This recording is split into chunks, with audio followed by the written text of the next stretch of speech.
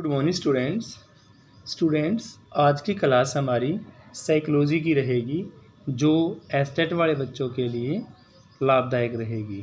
तो आज की क्लास हमारी साइकोलॉजी की प्रैक्टिस सेट शुरू करते हैं स्टूडेंट्स। फर्स्ट क्वेश्चन आपका, अधिगम का पूर्णाकारवाद सिद्धांत किसके द्वारा दिया गया? यानी कि क्वेश्चन पूछा गया अभी, अधिगम का पूर्णाकारवाद सिद्धांत दिया गया, तो ये सिद्धांत दिया गया था स्टूडेंट गेस्टाल्टवादियों के द्वारा। गेस्टाल्टवादियों के द्वारा यह सिद्धांत दिया गया। और गेस्टाल्टवाद कौन थे? वर्दीमर, कोफका, कोहलर। ये क्वेश्चन भी आपने याद रखना है कि अधिगम का पूर्णाकारवाद सिद्धांत दिया गेस्टाल्टवादियों ने, और गेस्टाल्टवादी जो थे वो वर्दीमर, कोफका और कोहलर थे। सीखने के लिए विषय का स्वरूप हमेशा होना चाहिए कैसा भाई? सरल से कठिन। हमेशा विषय जब सीखते हैं तो सरल से कठिन होना चाहिए। कक्षा का कौन सा वातावरण सीखने का प्रभावित करता है? यानी कि कक्षा का जो वातावरण है सीखने को प्रभावित करेगा, तो वो सारे मनोवैज्ञानिक वातावरण होंगे। कौन होंगे भी? मनोवैज्ञानिक वातावरण इसका राइट आंसर होगा। नेक्स्ट है, शास्त्रीय अनुबंधन का सिद्धांत के प्रवर्तक माने गए हैं? क्या पावलोव थे? और इनका जो है सिद्धांत ये कब प्रतिपादित किया था? तो पावलोव का शास्त्रीय अनुबंधन का सिद्धांत 1904 में प्रतिपादन किया। शास्त्रीय अनुबंधन का सिद्धांत पावलोव ने 1904 में प्रतिपादित किया। नेक्स्ट है भाई, कक्ष अधिगम के लिए कौन सी विधि का प्रयोग किया जाता है?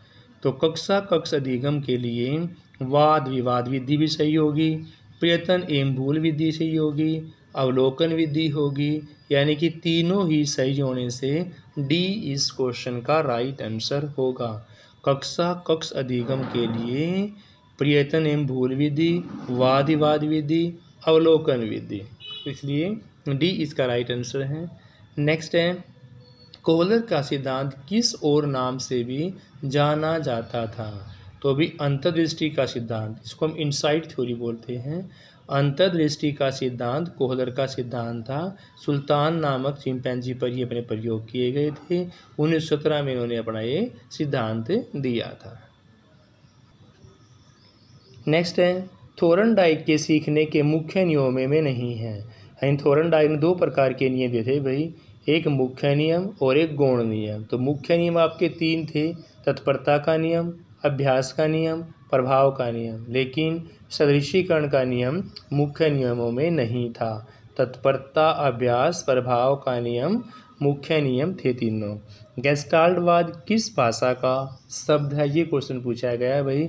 तो गेस्टाल्टवाद यहाँ पर जर्मनी भाषा का है। गेस्टाल्टवाद यहाँ पर जर्मनी भाषा का शब्द है। स्वादिष्ट वस्तु देखकर मुंह में पानी आना एक सहज क्रिया मानी जाएगी। स्वादिष्ट वस्तु को देखकर मुंह में पानी आना एक सहज क्रिया है। अर्जित गुणों के हस्तांतरण का प्रयोग मैकडूगल ने चूहों पर किया था। अर्जित गुणों के हस्तांतरण का प्रयोग मैकडूगल ने चूहों पर किया। अधिगम के परिणाम स्वरूप विद्यार्थी जो कर सकेगा, अधिगम के परिणाम स्वरूप व्यक्ति जो कर सकेगा वर्तमान स्थितियों में समायोजन से। अधिगम के परिणाम स्वरूप विद्यार्थी जो कर सकेगा वर्तमान स्थितियों में समायोजन से। जब सीखने की प्रक्रिया में प्रगति एक समान रहती है तो इसे सरल रेखीय वक्र बोलते हैं। यानी एक समान रहेगी, सीखने की प्रक्रिया में प्रगति एक समान रहेगी तो इसे सरल रेखीय वक्र के नाम से जाना जाएगा। नेक्स्ट है, जब सीखने की गति आरंभ में तेज़ होती है और फिर तेज़ होकर धीरे धीरे मंद होती जाती है तो उसको उन्तोदर वक्र बोलते हैं। जब सीखने की गति आरंभ में तेज़ फिर धीरे धीरे कम हो जाती है तो उसको उन्तोदर वक्र बोलते हैं। सीखने की गति आरंभ में मंद होती है, बाद में तेज़ होती है, उसको नतोदर वक्र बोलते हैं। देखो अपने याद रखना है कि पहले मंद थी, बाद में तेज, उसका नाम है नतोदर वक्र। और पहले तेज थी, बाद में मंदी, उसका नाम है उन्नतोदर वक्र। नेक्स्ट है, सीखने की क्रिया में बिल्कुल भी उन्नति नहीं होती तो उसको हम पठार बोलते हैं। जब सीखने की क्रिया में बिल्कुल भी उन्नति नहीं होती तो उसको पठार बोला गया है।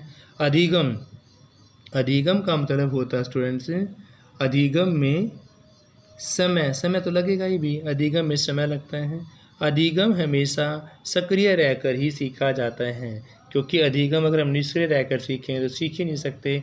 अधिगम हमेशा सक्रिय रहकर सीखा जाता है। अधिगम क्या नहीं है? अधिगम विकास नहीं है। अधिगम विकास नहीं है। अधिगम के कारक कौन कौन से भाई? अधिगम में रुचि भी काम आती है, अभिप्रेरणा भी, और इसके साथ साथ ध्यान, यानी कि डी इसका राइट आंसर होगा। नेक्स्ट है, प्रयोगात्मक विधि को व्यवहारिक प्रयोग के रूप में किसने परिभाषित किया? तो प्रयोगात्मक विधि को व्यवहारिक प्रयोग के रूप में विलियम वुंट ने, व्यवहारिक प्रयोग के रूप में विलियम वुंट ने प्रारंभ किया। सीखने का विकास किसके अंतर्गत आता है? तो सीखने का विकास एक मानसिक विकास के अंतर, क्योंकि सीखा मन से जाता है, तो सीखने का विकास मानसिक विकास के कारण आता है। पूर्व अनुभव की पुनर्जागृति को कहा जाता है, तो पूर्व अनुभव की पुनर्जागृति को पहचान कहा जाता है। थोर्नडाइक मनोवैज्ञानिक थे अमेरिका के। थोर्नडाइक एक मनोवैज्ञानिक थे, कहाँ के भाई? अमेरिका के थे। श्रृंखला अभिकर्मित अनुदेशन के जनक कौन माने गए हैं? तो भाई श्रृंखला अभिकर्मित अनुदेशन के जनक क्राउडर माने गए। कौन माने गए भाई? क्राउडर माने गए हैं। पुनरावृत्ति का सिद्धांत किसने दिया था? तो पुनरावृत्ति का सिद्धांत स्टैनले हॉल ने दिया था। पुनरावृत्ति का सिद्धांत स्टैनले हॉल के द्वारा दिया गया। नेक्स्ट है, कौन सी विधि छोटे, कम बुद्धिमान और साधारण बालकों के लिए उपयोगी है? तो इनमें से खंड विधि जो होती है वो छोटे बच्चे जो कम बुद्धिमान हैं उनके लिए और साधारण बालकों के लिए बड़ी उपयोगी मानी गई है। वह सिद्धांत जिसमें किसी समस्या के तत्कालीन समाधान को प्रमुखता दी जाती है, तो उस सिद्धांत का नाम है सूझ का सिद्धांत। वह सिद्धांत जिसमें किसी समस्या के तत्कालीन समाधान को प्रमुखता दी जाएगी उसको हम सूझ का सिद्धांत बोलेंगे। इनमें से कौन व्यवहारवादी मनोवैज्ञानिक नहीं है? तो ब्रूनर जो है वो व्यवहारवादी नहीं है, बाकी पावलोव, वॉटसन और स्किनर व्यवहारवादी हैं। शास्त्रीय अनुबंधन में घंटी के प्रति तार की अनुक्रिया को क्या बोलेंगे भी? CR के नाम से। शास्त्रीय अनुबंधन में घंटी के प्रति तार की अनुक्रिया को CR कंडीशनल रिस्पॉन्स के नाम से जाना जाएगा। सामान्य विशिष्ट तत्वों का सिद्धांत का प्रतिपादक कौन था? S और P, स्पेसिफिक और पर्टिकुलर, जो आपके वो स्पीयरमैन के द्वारा ही दिया गया था। जब व्यक्ति एक किसी वस्तु को देखकर स्पर्श करके ज्ञान प्राप्त करता है तो उसको हम प्रत्यक्षात्मक सीखना बोलते हैं। कौन सा सीखना बोलते हैं भी? प्रत्यक्ष सीखने के नाम से जाना जाता है। नेक्स्ट है, अधिगम जिसके बिना संभव नहीं है। तो अधिगम भाई प्रेरणा के बगैर संभव नहीं है। स्किनर ने अपने प्रयोग किए, स्किनर ने भी चूहों पर प्रयोग किए थे। कोहलर ने सुल्तान चिंपैंजी पर किए थे। थोर्नडाइक ने बिल्ली पर किया था। कोई भी प्रायोगिक संक्रिया इसमें किसी प्रतिक्रिया के घटित होने की संभावना बढ़ जाती है, यानी कि उस प्रायोगिक संक्रिया का नाम बताना है जिसमें किसी प्रतिक्रिया घटित होने की संभावना बढ़ती है, उसको हम रेनफोर्समेंट यानी कि प्रबलन बोलते हैं। इनमें से क्या पावलोव के अनुबंध में आवश्यक नहीं है? तो अनुसंगिता। इनमें से पावलोव के अनुबंधन में अनुसंगिकता आवश्यक नहीं है। ब्रूनर के सिद्धांत की आवश्यकताएं कौन कौन सी हैं?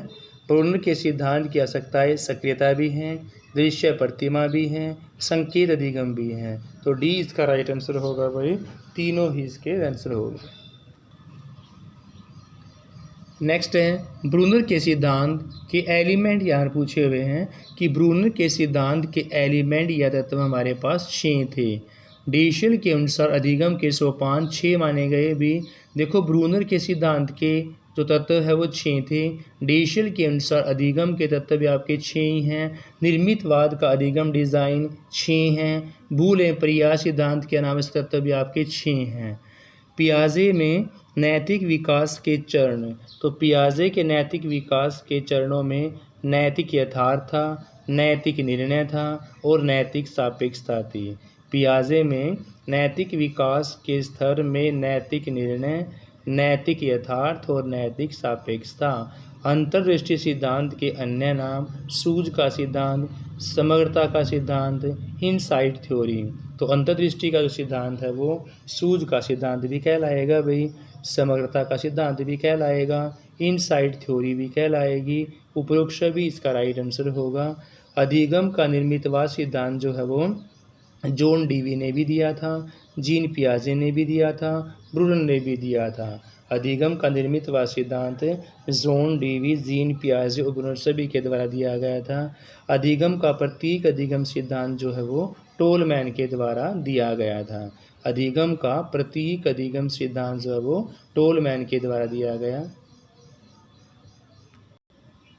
नेक्स्ट है शाब्दिक अधिगम का सिद्धांत किसकी देन है? तो शाब्दिक अधिगम का सिद्धांत ओसुबेल की देन है। शाब्दिक अधिगम का सिद्धांत जो है वो ओसुबेल की देन है। अधिगम का क्षेत्रीय सिद्धांत का अन्य नाम बताना है। तो अधिगम के क्षेत्रीय सिद्धांत का नाम भाई तलरूप सिद्धांत भी है, प्राकृतिक दशा का सिद्धांत भी है, फील्ड थ्योरी भी है। तो अधिगम का क्षेत्रीय सिद्धांत में तलरूप सिद्धांत, प्राकृत दशा का सिद्धांत, फील्ड थ्योरी यानी कि डी इसका राइट आंसर होगा भाई। अधिगम सोपान का सिद्धांत दिया गया था। अधिगम की सोपान की तो भाई गैने की थी। अधिगम की सोपान की दी गई थी गैने के द्वारा।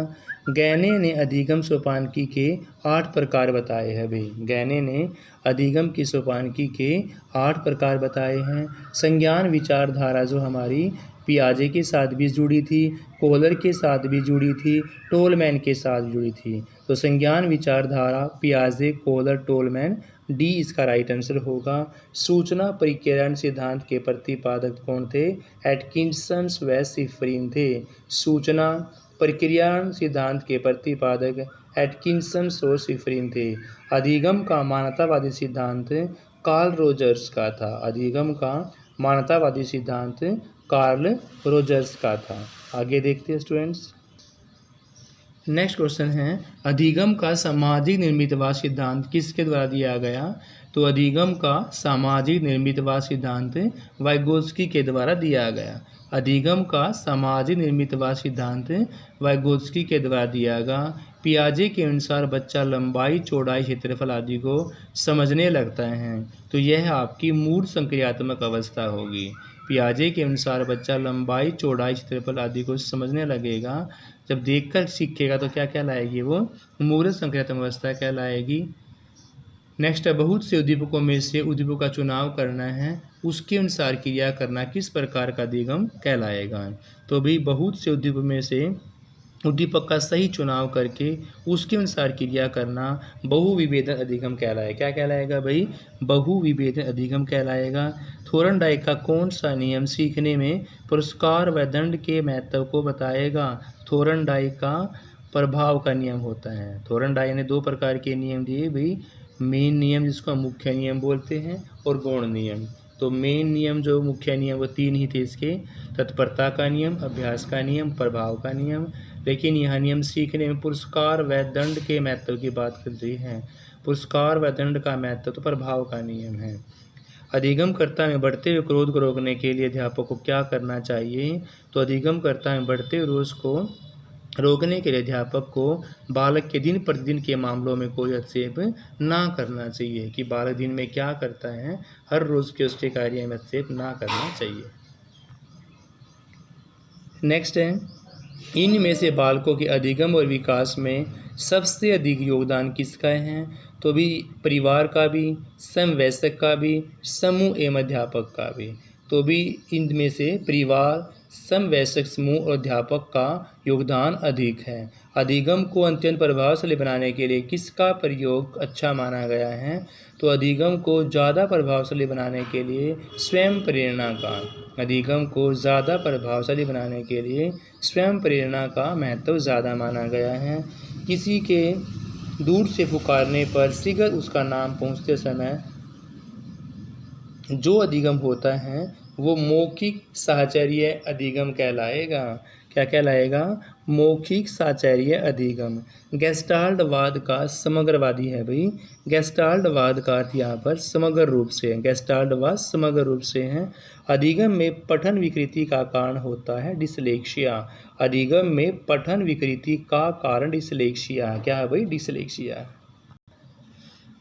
नेक्स्ट है अधिगम में लेखन की विकृति। देखो भी लिखने से छापने से कोई भी विकृति है तो वो आपकी डिसग्राफिया कहलाएगी। ग्राफ में लाइन खींचते हैं तो यहाँ पर लेखन की विकृति का कारण क्या होगा? डिसग्राफिया होगा। अधिगम में जो गणना करनी हो, कैलकुलेशन करनी है तो वो सब आपका डिसकैलकुलिया में आएगा। अगर अधिगम में सीखने का संबंधी है तो वो डिसलेक्सिया आएगा। सीखने से संबंधित दोष कौन सा होगा? डिसलेक्सिया होगा। सीखने से संबंध कौन सा होगा? डिसलेक्सिया होगा। और सीखने में भाषा ग्रहण करने में कोई दोष, कोई विकृति तो अफेजिया होगा। क्या होगा भाई? अफेजिया होगा। सीखने में भाषा ग्रहण संबंधी कोई दोष अफेजिया कहलाएगा। अधिगम का सूचना प्रसार सिद्धांत के प्रवर्तक टोलमैन थे। अधिगम का सूचना प्रसार सिद्धांत कौन थे? टोलमैन थे। अधिगम का स्थानापन्नता का सिद्धांत किसके द्वारा दिया गया था भाई? तो अधिगम का स्थापनता का सिद्धांत दिया गया था गुथरी के द्वारा। नेक्स्ट है अधिगम का स्थानांतरण का औपचारिक मानसिक प्रशिक्षण का सिद्धांत किसकी देन है? तो अधिगम स्थानांतरण या औपचारिक मानसिक प्रशिक्षण का सिद्धांत गेट्स के द्वारा दिया गया था। नेक्स्ट है अधिगम स्थानांतरण का मूल्य विज्ञान का सिद्धांत। अधिगम के स्थानांतरण का मूल्य विज्ञान का सिद्धांत दिया गया रीगर एवं बागले के द्वारा। मानसिक शक्ति के सिद्धांत का प्रतिपादक फैकल्टी साइकोलॉजिस्ट है। कौन है भाई? फैकल्टी साइकोलॉजिस्ट है। अधिगम का क्रमबद्ध व्यवहार का सिद्धांत दिया गया था हल के द्वारा। अधिगम का क्रमबद्ध व्यवहार का सिद्धांत दिया गया हल के द्वारा। अधिगम का हार्मिक दृष्टिकोण का प्रतिपादक मैकडूगल नहीं किया था भाई। अधिगम का हार्मिक दृष्टिकोण का प्रतिपादक मैकडूगल के द्वारा दिया गया। कौन से अधिगम को श्रेष्ठ माना गया है? तो समस्या समाधान अधिगम सबसे श्रेष्ठ माना गया है भाई। समस्या का समाधान अधिगम। सूचना प्रक्रियावाद के सिद्धांत के सूचना भंडार के अवयव कौन से हैं? तो सूचना प्रक्रियाण के सिद्धांत के सूचना भंडार के अवयव में ज्ञानेंद्रिय स्मृति आएगी, कार्यात्मक स्मृति आएगी, दीर्घकालीन स्मृति आएगी। तो डी इसका राइट आंसर होगा। अधिगम का कौन सा सिद्धांत पूर्ण से अंश की ओर है? तो अधिगम का पूर्ण से अंश की ओर अवयववादी सिद्धांत कहलाएगा। कौन सा कहलाएगा? अवयववादी सिद्धांत। तो स्टूडेंट्स 121 क्वेश्चन तक आपके यहाँ कंप्लीट हो चुके हैं। अब टाइम आपके पास प्रैक्टिस इतना करोगे उतने आपके लिए अच्छा रहेगा। Thank you students.